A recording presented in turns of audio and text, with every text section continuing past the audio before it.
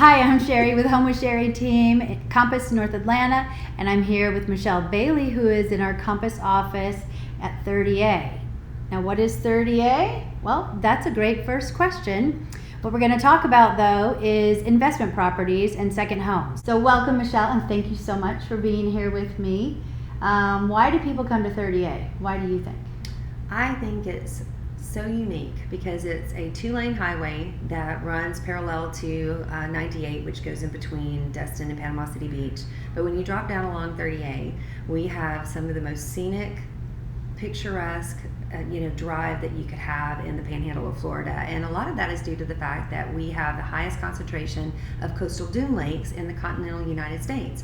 I think we have 15 total coastal dune lakes. So as you're driving along and you get that view of a lake that sits right on the beaches of the Gulf of Mexico with the color of the water and the white sand, it's just something you can't find anywhere else. It's stunning. And I was taking a walk along 30A, and I love how they have bike paths all the way along. We'll take bikes or electric bikes, there was a sign up talking about the coastal lakes, and this is one of only 3 places, right, in the world that has coastal lakes. That is correct. And I think Oregon is the other place that you would have to go in the continental United States, and then you have to go to Madagascar. Yeah. But we have the highest concentration, and one of the largest is Lake Powell. So if you happen to fly into Panama City, into that airport at ECP, you'll come over the bridge that actually goes over Lake Powell.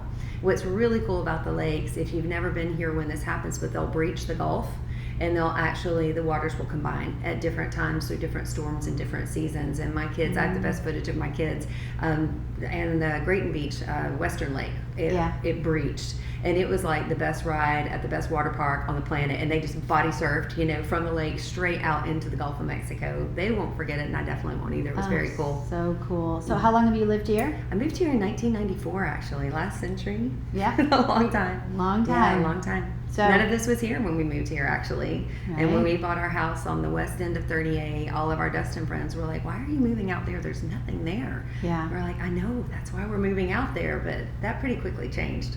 You knew it would develop. Yeah, you can't keep a beautiful place like this a secret very long. Well, and it's not very commercialized, and I think that's the thing that people love about it too. It's a lot of mom and pop shops. We have a 4-story building restriction here on 30A, so you're not going to find the rows and rows of condominiums along Scenic Highway 30A. It's just not allowed, so you can't go over 50 feet. That's what I love. And if you're looking for a place that has like a Chick-fil-A on every corner, this isn't it. There's no Chick-fil-A, there's no McDonald's, nothing. It's all local restaurants, stores. We have like a little organic food store across the street. There's lots of little bike shops. It's just unique. I've never found another area like it, and nowhere in Florida for sure. I was working in open house a couple of years ago, and one of the people that came through just to tour the home, I told her I was stealing her line because she put it perfectly. She said it's the Epcot of real estate. And I said, that is so well said, because literally as you go down the 30A corridor, it changes from the architecture and the feel and the vibe really of each little town changes as you progress from the west end to the east end. And you've got Rosemary, it's very European. The buildings are vertical with cobblestone streets. You've got Alice Beach, which is very Mediterranean. Everything's all white. And then you can go to Water Sound, where you've got the Cape Cod style architecture with that sophisticated coastal with all the shingles. It's just very different. And I think that's why everybody likes it. It's aesthetically pleasing, and there's a lot to do along Highway 30A. So why do people come? What is there to do here other than go to the beach? And the beaches are beautiful. It's white sand. It was made by quartz, right? It's beautiful, but what else is there to do? A lot.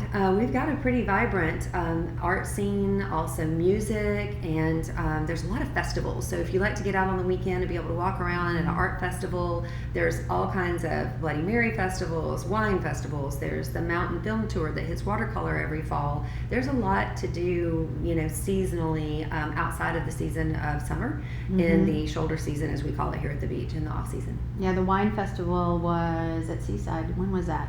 earlier, like It was earlier, I think. January or something, February. Seeing Red Festival, I think is what it's called. Yeah. Yeah. Yeah. There's Rosemary hosts a girls' weekend, every year that's centered around a girls' trip. And then we have the half marathon with Seaside, which actually is a fundraiser for the local school in Seaside. It's a charter school. Yeah. So there'll be over 3,000 runners that will come every end of February, beginning of March, and descend upon Seaside to be able to run that race. Yep. We do a lot of 5Ks, 10Ks also. It's just a great place to be able to do a run or a walk and for fundraising. Sounds perfect. So people are buying here. They come here, they vacation like us. We had been coming for 15 years. We kind of went up and down the coast to figure out what do we like, what's our vibe. Mm-hmm. Like you said, every little community is different. We liked a little more laid back vibe, more like Grayton. So we kind of got as close to that as we could, Okay. but there's something for everybody here. Yes. So let's say people have decided this is where they want to buy. Now, how do they, I know they have like a million questions, like how do I do this? How do I make money at it? I know I had all those questions too. So Sure. Where do they get started? Well, a lot of people start online, and that's what can be tricky because you don't really know what area of the beach that's located in necessarily, because we're actually unincorporated county here, which makes it a little bit challenging when you start to look online. There's only 2 zip codes. The mail comes out of Panama City or it comes out of Destin. But it's hard when you're looking because Watersound is just a neighborhood. Watercolor is just a neighborhood. Right. So you start to look online, it can get a little bit confusing. I always recommend people try to come. Now, don't get me wrong, I sell to people who have never been here before. They've just heard about it, they come down here and they'll buy something. It does happen. But a lot of times they'll start looking online, try to get familiar. We have a TDC, the Tourist Development Council for South Walton, and I like to send people to their website at visitsouthwalton.com. It's got a great overview of all the different beaches along the South Walton area, including all of 30A and off of 30A, because Walton County actually extends closer into Destin than people realize. So if it's strictly for investment, like some people are just going to want to come and they want a second home, and that's great. Right. They don't really they may not be thinking as much about it being an investment. It's just this is where they want to bring their kids, their grandkids, right? People love having the memories here. But if it is for investment, is there still an opportunity to flip properties down here, buy and sell pretty quickly? Where do you see the market? Or should you do more buy and hold and do the rental thing right now?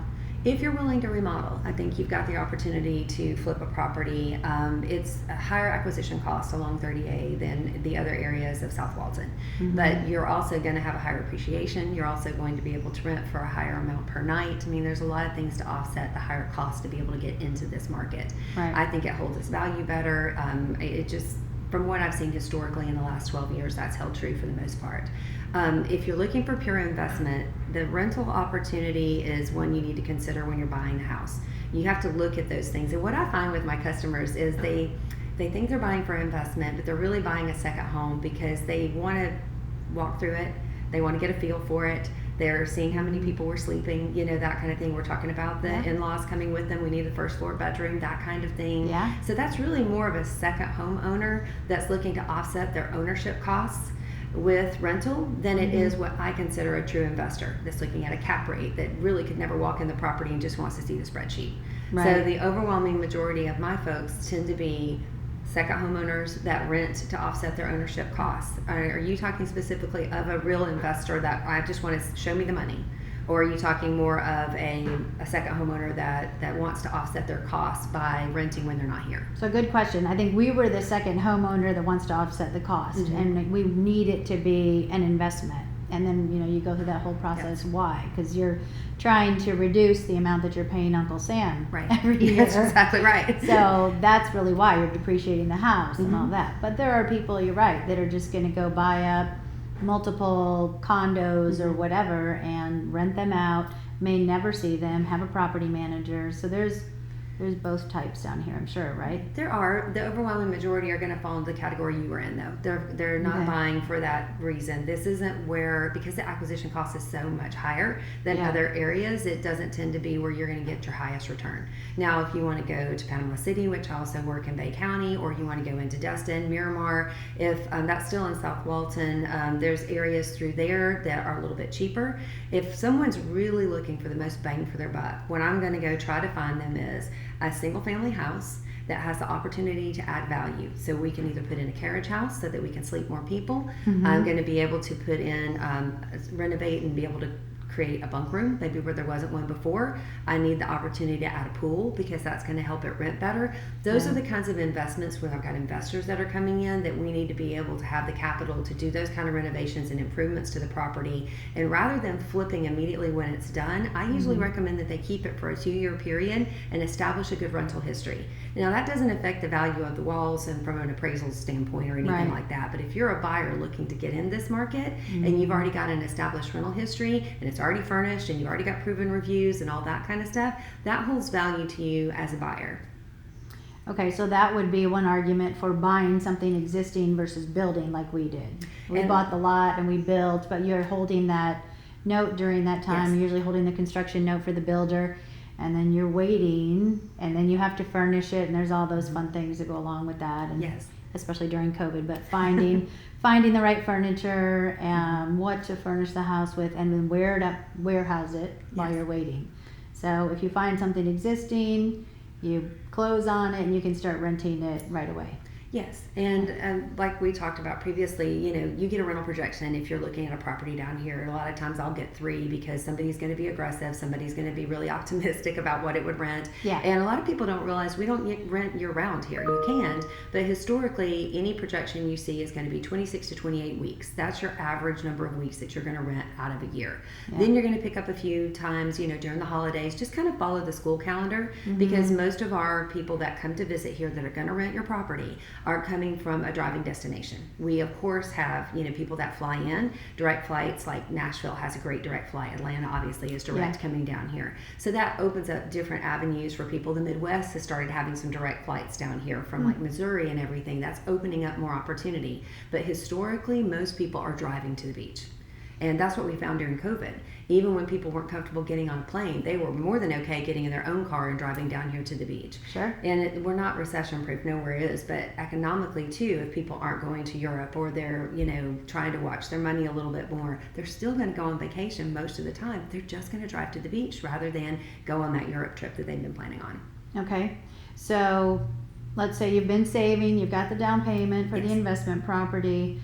You've identified something online, you're working with Michelle because she's the area expert, and you're going to pull the trigger. What are those hidden costs? What are the things that people don't think about, the surprises when they decide to rent a property?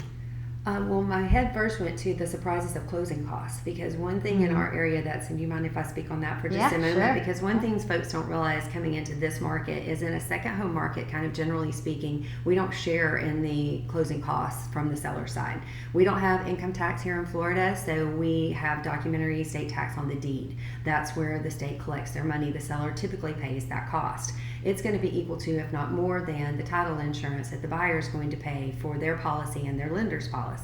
So when you're buying a second home, a lot of times the seller's like, I'm not helping you in that expense. And that has thrown some of my customers a lot of time when they expected everything to kind of be split down the middle when we start negotiating. And because of that doc stamps, we just don't typically find that here. So your closing costs are going to be a little bit more.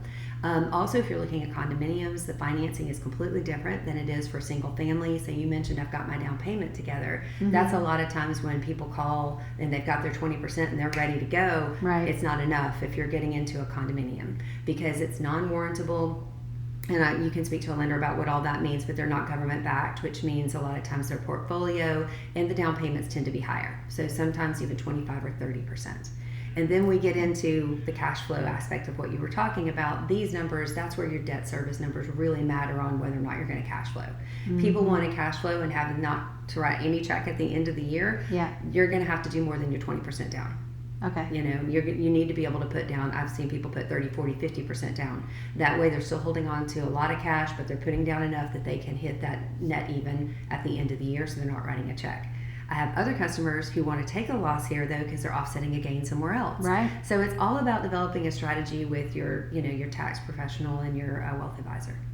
So for the condos, that's true with all buildings. It's not like one building is going to be approved for conventional versus another. all condos have to go through more. No, I can't say it's Right. all condos because Okay. some lenders can do portfolio products in a specific building. It all depends on how they answer the condo questionnaire, this magic piece of paper Oh, that's yeah. sent over from the lender, Mhm. to the HOA. But they look at things a little bit differently down here with the developer and how much of the units that they still hold and that Right. kind of thing.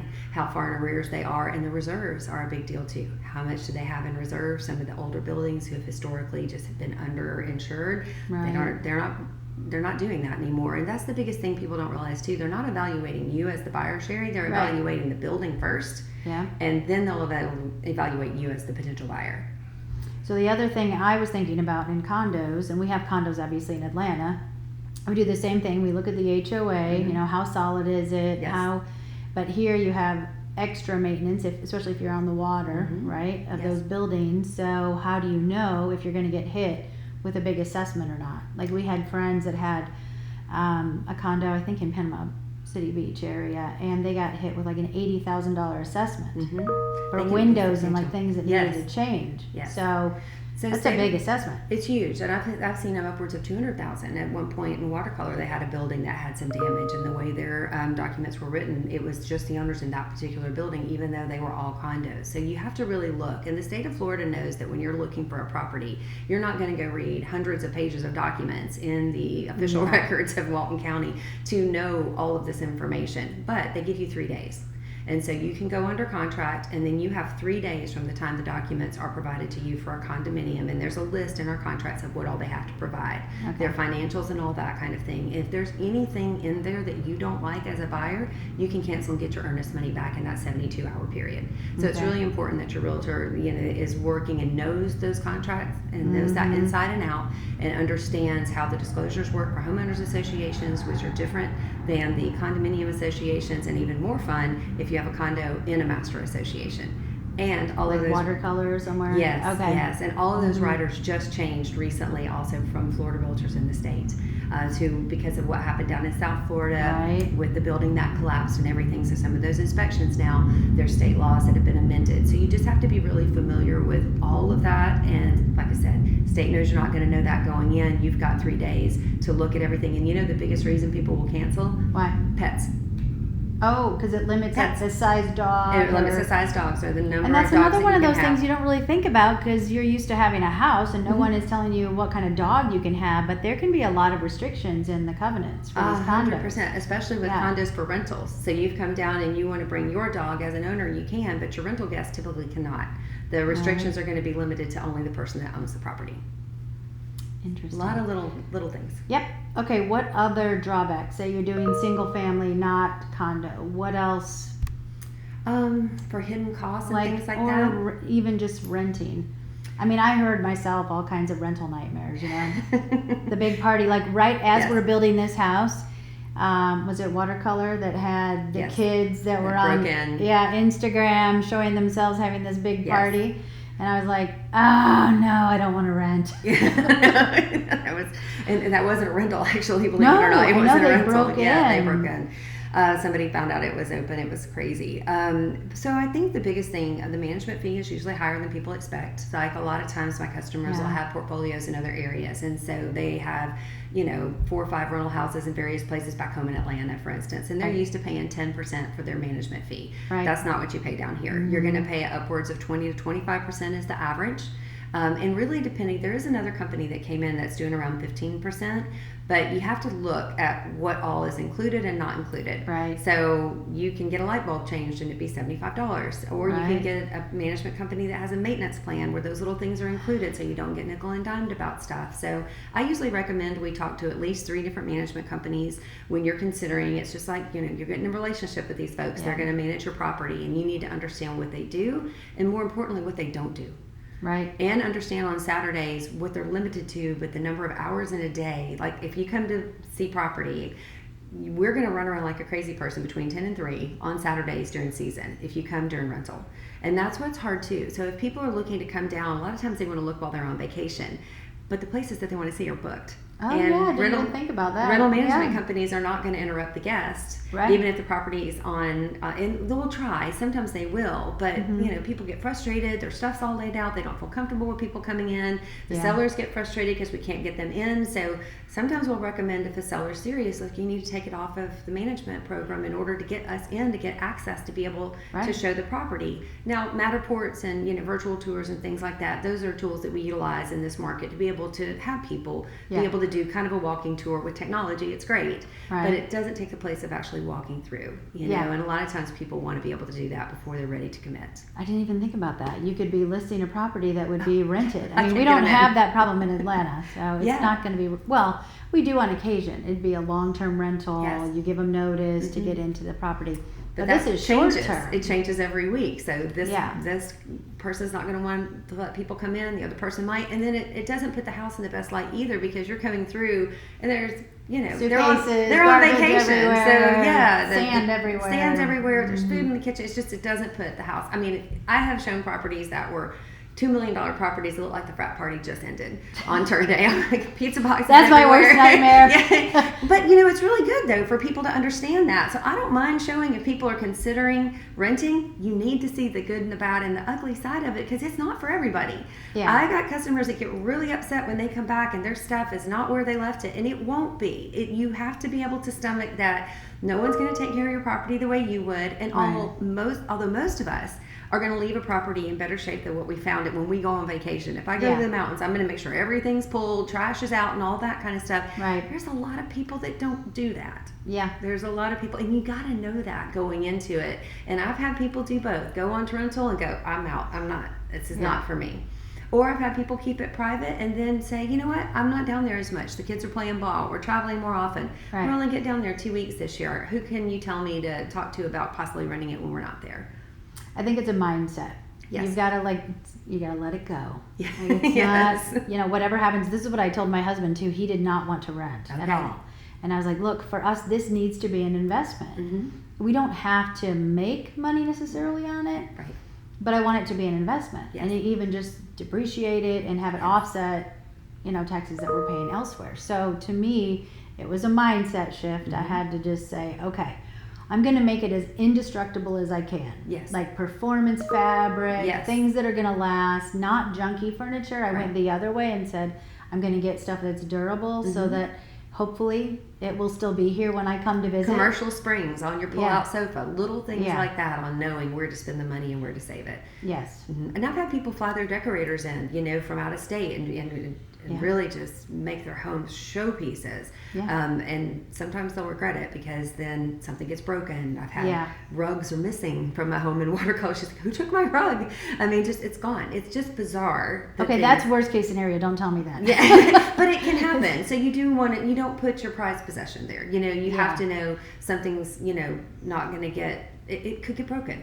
So a lot of little knickknacks or those kinds of things. Yeah. You have your owner's closet for a reason. We lock up the things that you want to have when you're down here, but that you don't need out for everybody. Yeah, but what I told Rick is that we have grandbabies now. Yes. I mean, and even us. One of us spilled wine on the couch. Well, luckily we did performance fabric and Yeah, get it we right got out. it out. And then the grandbaby will have the little Yeah. PBJ hands. It's not Absolutely. just other people. We can Sure. make those same mistakes ourselves.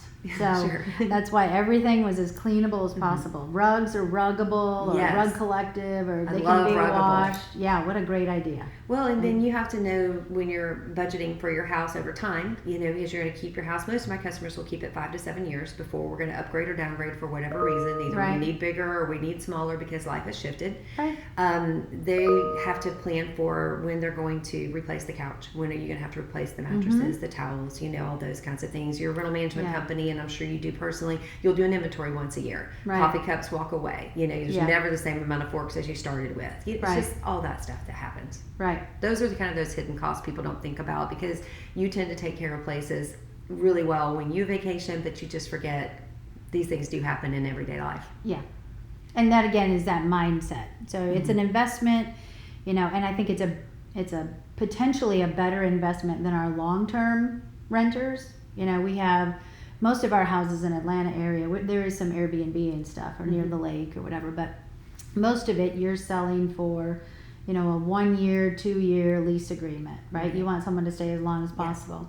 But we can't get that 1% return even, our normal. So, because prices are so high for the houses now. So here, there was a much better, I think we will cash flow on this house the first year. That's great. Now we did, it depends on what you have down. Right. So, that's what I'm saying. The debt service really matters. So when people are asking those questions about, well, will it pay for itself? I'm like, that all depends on you. Right. If you're a cash buyer all day long, you're going to get all your expenses covered, all your utilities, your homeowner's dues, your taxes, all that stuff. You're fine. But if you need debt service, then we're a heavy cash buyer population here. We actually have, I would say, I've seen as many as half, are cash buyers. Even when money was cheap, they would still do cash. So anyway, it just depends on what your personal needs are, and your investment strategy. So, but if you want to have that break-even point, putting down a little bit more helps. Yes, and you want it to be. You don't want to. I didn't want to use all of our cash. I wanted to be able to. Well, maybe, hopefully, buy another one. Yeah. So I'll be talking to you again soon about that. That'd be great. Okay, what other big questions do you think people will have about investment? What about 1031 exchange? Oh, that's a great question. Transferring. 1031 exchange is where if you sold this house and we wanted to buy a different house, then you would be able to defer your taxes by doing what's called a 1031 exchange. It's really important that you identify that early on in the process because there's an addendum that we use in the contract, and it's important that you don't close on the property before making that decision because you can't touch the money. When you sell the property, it has to go to what's called a qualified intermediary, and they hold the money while then you have a series of deadlines that you have to hit. You have to identify 3 properties within 45 days of the close of your first property, the primary property, and then that property has to close within 180 days. Now that's 6 months, so a lot of times new construction, that's a little bit difficult to do when you're doing a 1031 exchange because you're not flipping, from one to the other with a guarantee that it's going to close in the timeline that you. It may not be. It may not, and if that construction deadline pushes out, you're paying the taxes. There's no leeway there. It's a hard stop. Okay, and then you've got to hold the property 2 years, or at least after 1 year, you avoid the short-term capital gain 2 years. Okay, and it has to be an investment property. Correct. So it cannot be second home usually. Right. I did read there was some exception. I don't know enough about that. What else? What other rules and regulations do people not think about? On 1031s or in general, in just general? when they're buying and selling investment properties down here. I'm trying to think. We've talked about the lending, what you need to know about that. We haven't touched on insurance. Our state is in need of reform, being completely transparent. We are working on that diligently. I'm a big RPAC investor, so actually going to Tallahassee at the end of the month to Great American Realtor Days. Florida Realtors goes over there. We lobby for our homeowners. That's the thing I love about being a second home agent is I'm your person when you're not here. So I'm the one that's going to try to go sit down with the representative or the senator to be able to say, you need to understand. My personal insurance went up by 30% last year because we're in need of insurance reform. So being able to know those kinds of things, that stuff people may not realize because they don't live here. Also, South Walton has been looking at some rental ordinances that might govern some things related to short-term rental that we have not had previously. So going to the county commission meetings and knowing what's happening with that's also really important. Destin already had some of those changes go into place, and then some properties were grandfathered in and others weren't, and you had to sign up for it. So just a lot of stuff comes out of South Florida and it migrates up. And so we're starting to feel some of that stuff that's happened in South Florida now starting to hit the panhandle with rental restrictions and making sure you understand what the covenants say for wherever you're going to buy, taking the time to look and understand, taking the time to read. We know it's really boring, but take the time to read those things. Homeowners associations, for instance, all I have to give you is a disclosure. I don't have to give you any of the paperwork. The buyer's responsible to then go find that paperwork and learn what it says in those covenants and restrictions. Condos, again, is different. The seller's then responsible to give those to the buyer. And then they have that period of time we mentioned of the 3 days once they receive it all to review it and then cancel. So just little nuances like that, being an educated buyer. I think that's my number one thing is trying to give as much information as possible to people.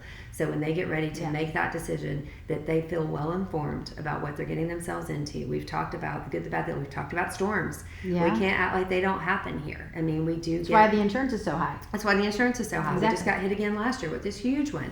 We had over half of the carriers pull out of even writing in Florida. You have to know that going in. You have to know flood zones. All all of Florida is in a flood zone, but whether or not your lender is going to require flood insurance. So is it in flood zone X? That doesn't require flood insurance. Understanding those kinds of things is really important. How close you are to the beach. How close you are to the beach also it makes used to a difference. be 1,000 feet. Now it's 1,500 feet. I heard. It just changed. Like, I don't know on that one. If I'm you're not within sure. 1,500 feet of the beach, you're at a higher rate. Well, and things like I've got a customer under contract now down in Emerald Bay, and we're going to have to replace the windows in the house. So they're deteriorating on the window frames, but because they're replacing a significant portion of them, they all have to now be impact glass. Well, that doubled the cost of every single window in that house. So little things like that, buying in Florida, if you're not in a hurricane area where you don't have impact glass, you may not realize that kind of upgrade is going to have a little bit more expense to it than what you would expect back home. But that does help you a little bit in insurance too. Yes, it does. So one thing I learned that I just got lucky on because we were building is how much cheaper your insurance can be because it's new construction versus an older house. And we've had other friends move down here and they're buying older homes and they're realizing that, it may not pass these tests from the insurance company. Yes. So the insurance rate was through the roof. A lot higher. Yes. Right. Yeah. Lots of little things. And another reason why you want to use an agent down here. 100%. It is just it is night and day difference even between Atlanta and here. I had no idea how different the construction would be, the hurricane straps, like you said, the windows that were used. Everything is different. We don't use pilings like they use here. Yes. That adds $25,000 to your storm water plans that you have to have. I mean, I just built a house and had to have a storm water plan for one house as if it were a development because of the runoff. Because we have so much development around here, where's all that water going? Yeah. So... yeah, it was really interesting. The Choctawhatchee beach mouse, if you're building on the Gulf and all of a sudden, it's an endangered species here at the beach. And if that is found to be on your parcel, it will stop construction like this. Oh, great. Over a beach mouse. Little bitty and mouse. that's after you've already started? After you've already started. It'll and then what do you shut it down. Well, it gets fun. Then we have to get involved with the attorneys and all the environmental folks and all that kind of stuff. But and it's move happened. The little guy, or I don't know what. He gets a condo somewhere. Here you go. We're gonna build you a condo. It's a lot. Turtles, the lights. If you're on the Gulf, those kinds of things. There's only certain kind of light bulbs that you can use because of the nesting seasons, and they get confused because they go towards the light, thinking it's a reflection. And it's a lot of little things that make our area special. Yes. It does, and complicated. It's a lot to learn. But interesting and fun, and you just have to know it. I'm glad you know it. Always learning. That's the best part about it. It never is the same. Every transaction is different, just like it is in Atlanta. There's always something that's, okay, what is it this time that we need to deal with, and how are we going to deal with it? Exactly. Just different. It's just different. And more. I would never come into Atlanta and try to sell property there, because a house is not a house is not a house. I even refer out even across the bridge. It's so highly nuanced here. It's just hyper local.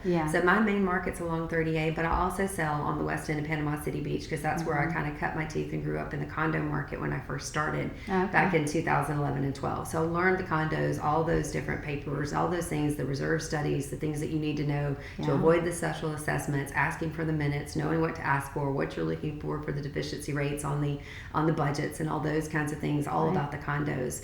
But that's a very different market than what it is to come here along 30A, where everything is more lifestyle driven, and you're going to pay multi-million dollars for houses that have no view, no view, nothing at all. And people don't know that. They think everything has got a view of the water. Very little of our property along 30A actually has a view of the water. It's about getting out in your golf cart. It's taking a walk in the morning. It's riding your bike from one end to the other. It's which is so fun. It's so much fun. It's the golf carts. And a little pro tip: if you want locals to love you and you're in a golf cart and you got more than 2 cars behind you, we would so love you if you would just move pull over and let us get to baseball practice. I do that. I promise I do that. We did that all day yesterday. Even Rick was getting annoyed. We're moving over again. Yes. There's 2 cars behind me. I'm moving over. Look at you. That's exactly what you're supposed to do. And hey, that's a big thing too. So the insurance that you're going to need when you're going to rent, when you're talking to your insurance agent to be able, you're getting ready to close, you've got to let them know, hey, I'm going to rent, so that you get the liability policies in place that you need. That's really important, especially if you're going to provide a golf cart, because I'm telling you, they're not all 16-year-olds I see driving up and down 38. I mean, and they have to be street legal. So it has to have a tag and a title. It's just like a vehicle. It is. Yes. And really, I would like them to be 25 and over, but I have no idea whether that's really going to happen. I just have that in my rules. I would be thrilled if they were 16. So many 8-year-olds with 18 flips. Yeah, I get it. Everybody's on vacation. And you cannot take these across 98. Right. So that's the other. We've had people, I mean, it's scary. It's really scary. We're expanding from 4 to 6 lanes up on 98. Heavy traffic flow between Destin and Panama City now, and we will see people in golf carts going across. And they've started putting up signs that say, you cannot take this. It's just along scenic Highway 30A, right. and it's side streets and everything that you can do that. And it's it has dangerous. to be 35 and under, right? The speed limit. Oh, yes. The golf cart can only be on, 35 and under. And the Which golf is why cart, they lowered the speed limit all the way across the board. And, Yeah. yeah. and the golf cart really only goes 25. There's a governor on them, so Yes. that's another reason to move over, because that car could be going faster than you behind you. And so. seatbelts. Use the seatbelts on there. I mean, Yeah. I get it. And Especially if my husband's driving. Yeah. Use the seatbelt. Use the seatbelts. You can't be too careful. Yeah. Yeah. It is a lot of fun, though. It And is. another reason that people enjoy it here. It is, because it's just unlike anywhere else. I mean, I'd love, it's just something different in Panama City. It's something different in Destin and Miramar. Yeah. And in your relationship with traffic, and are we a road rager, and those kinds of things. Are we going to be able to go, okay, I'm on vacation, I have nowhere to be, it's okay. Or are you going to sit in traffic for an hour, and that's okay too. Yeah. We have a lot of places you can walk and bike to be able to go out to eat and do things like that. We have theater here. Seaside has the Rep. It's fantastic. There's just a lot to do. And even more so year round, where people don't realize that our, what we call a shoulder season, is getting even more and more extended. So there's not that many times where it's kind of a downtime here. That's what we're finding. And July 4th. Oh, That's yeah. another pro tip. Oh. Never come July 4th if you can help it, unless that's when your family always comes. It's the most expensive week out of the year. So you're taking money out of your own pocket as an owner if you come the week of July 4th. Because when you're looking at your pro forma, Yeah. it will be early spring, early summer, late Yeah. summer, all that kind of stuff. And July 4th has its own rate for that week. Yeah, it is crazy busy here, too. It's crazy busy. And My you're going to favorite- wait to go to eat, to do anything. And look how nice it is. So this is February, by the way.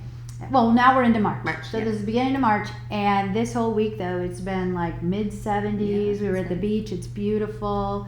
And next week, is the same, and that's going to roll right into spring break craziness. My favorite times to come off season are like April, early May, and then September, October.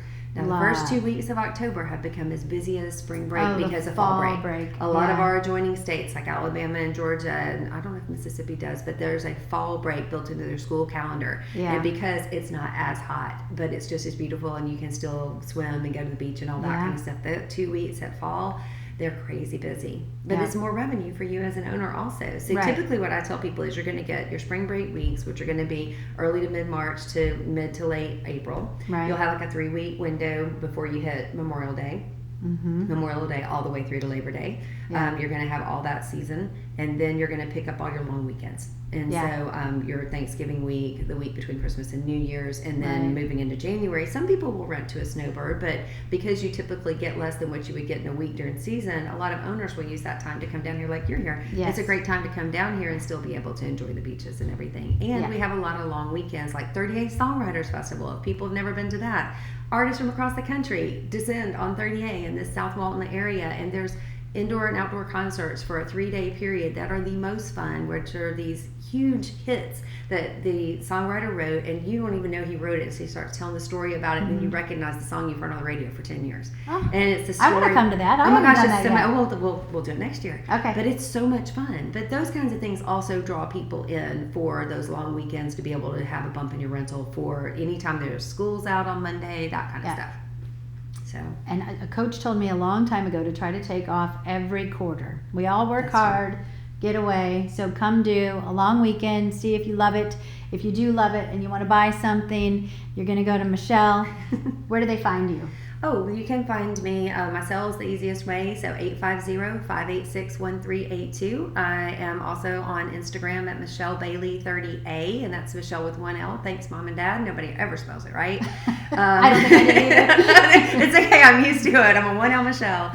And then just, reach out to Sherry so she knows where to find me. Okay. So, yeah, I would love to help anyone that has any questions about anything, even if you're just already down here and want to know the best place to eat or get your nails done or place to get your hair done, or like you said, you've got bachelorette things that are coming up with different people. We have so many great vendors that do specialty things like charcuterie boards and charcuterie classes. And a good friend of mine owns Better Together, which is a craft cocktail business where they'll come to you for your girls' weekend and she'll teach you how to make a signature drink. And it's just an experience like none other. That's a lot of fun. It's They fun. also have the picnics on the beach. They have bonfires on the beach. A mom that just stayed here with her girls, they did a spa day. There's so much to There's do so here. much to do. Yeah, more than a whole weekend, Oh, yeah. but you can pick 2 or 3 to do in a long weekend. And have a reason to come back and do the rest. Yes.